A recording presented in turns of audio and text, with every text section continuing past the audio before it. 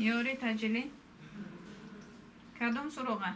این زنگ تلفنی برای یک نفر مسئله مرگ و زندگی است. برای گلچهره قادرова پزشک بیماری‌های قلب آغاز یک مسئولیت بزرگ دیگر است. طبیب شفاخانه کلینیکی یاری تجلی در دوشنبه هر دفعه بعد از ثبت نشانی بیماری محتاج یاری با یک هدف، با هدف کمک به سوی ماشین یاری تجلی می‌شتابد.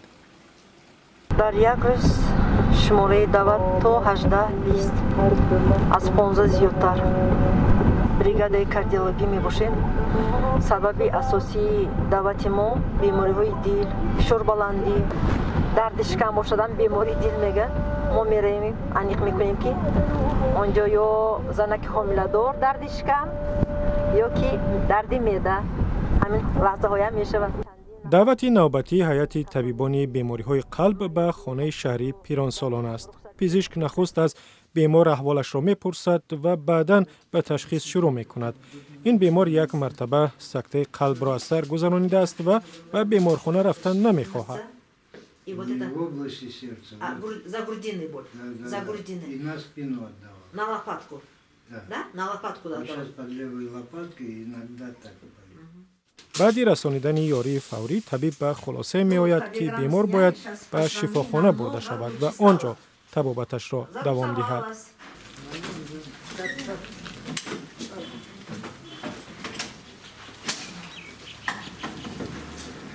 مشکلی که مانع کاری سری وقتی طبیبان می شود تنبشوی در راههای دوشنبه پایتخت تاجیکستان است که می تواند سبب تأخیر در رسانیدن کمک و یا حتی مرگ بیمار شود.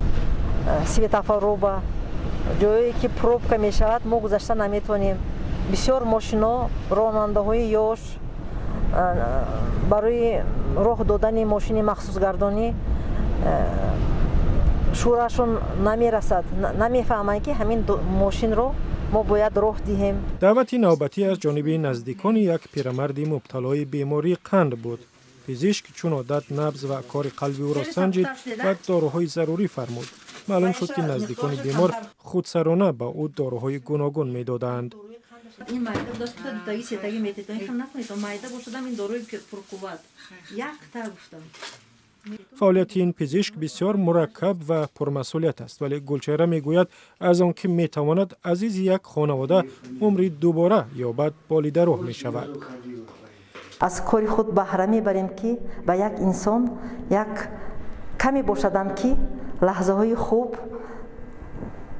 یاردم داده او را از یک درد نجات دادیم.